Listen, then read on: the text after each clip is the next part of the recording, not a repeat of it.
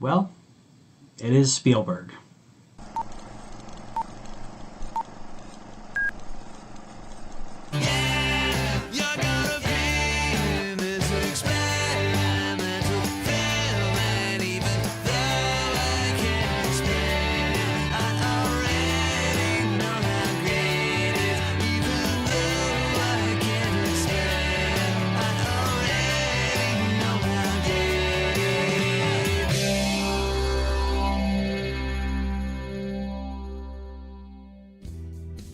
Welcome to Script Doctors, where we fix what Hollywood won't.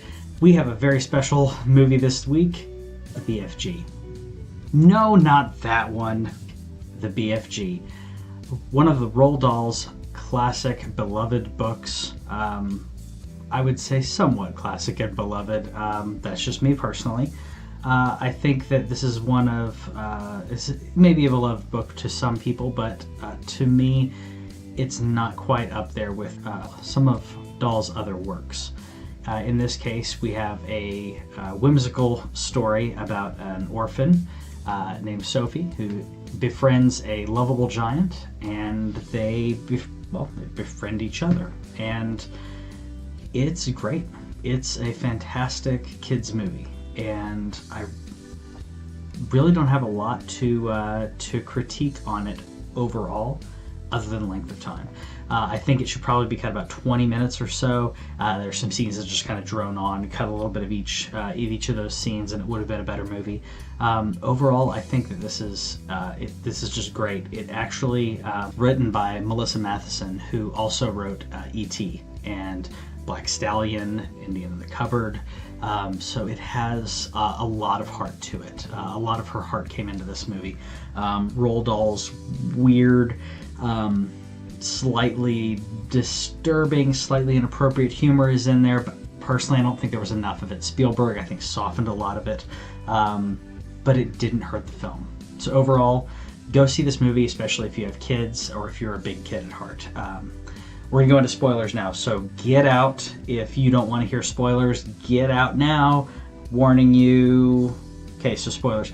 So she befriends the BFG and finds out that that he's not alone. He's a runt of the giants, and the other giants what was it? Flesh Lump Eater and Blood Blotter and all these crazy names are great in their in the way that they kind of try to scare kids, but they don't scare too much. It's just like, ooh, that's a boogeyman, but it's not really going to hurt me. There's no gore. They're kind of clumsy, so kids won't be too scared of them. Again, personally, I don't think it was scary enough. I think it should have been ramped up a little bit more. But that is pretty funny because Flesh Lump Eater is played by Jemaine Clement from Flight of the Conchords. You also have Bill Hader in there and some other people I didn't quite recognize. Another thing I'd like to point out is the actress who plays Sophie. Her name is Ruby Barnhill. This is her first movie. She was in a TV series before this, but that was it. And it's rare that you see a child actor pull off a movie like this, especially because she's working with green screen. She's working with the motion capture, which is done expertly in this movie. The actor who played the BFG, Mark Rylance, is an amazing stage actor. He's worked with Spielberg before, but seeing how Ruby interacted with him and interacting with her environment, being in so much green screen, I think there was a lot of practical effects, but seeing her act and being able to pull these scenes off just was phenomenal for her age. So the BFG collects dreams and gives dreams to certain people as he kind of wanders through England, and it's whimsical and fun, and then they decide that it's not right for the BFG to be treated the way he is by his giant brothers, and they decide to go to the Queen, and the Queen makes everything better. And I think that a lot of it could have been cut out. I don't have a problem with most of the movie.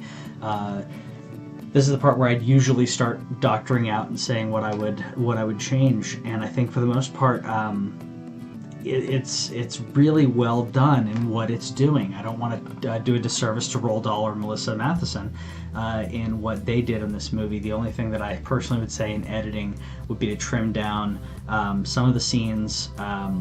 Some of the scenes actually between Sophie and the BFG when they're looking at dreams and they're doing some other things. I didn't mind the scenes with his brothers at all. I thought those were perfectly done and perfectly paced. I just think some of the scenes between the two of them droned on a little bit long.